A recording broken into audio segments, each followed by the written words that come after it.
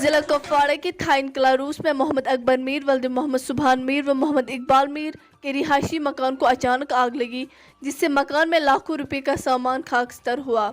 इस मौके पर बीजेपी के डिस्ट्रिक्ट वाइस प्रेसिडेंट एसडी मोर्चा शेर जमान दिडर पहुंचा और आग बुझाने में मदद की। और बीजेपी के डिस्ट्रिक्ट वाइस प्रेसिडेंट ने कहा कि जितना हो सके मैं मदद कराऊंगा। कुपवाड़ा से भट्ट मुजफ्फर की रिपोर्ट।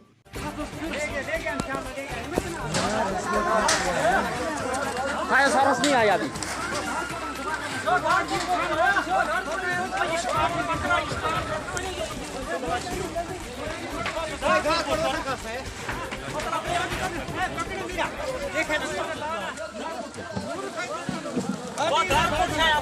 बहुत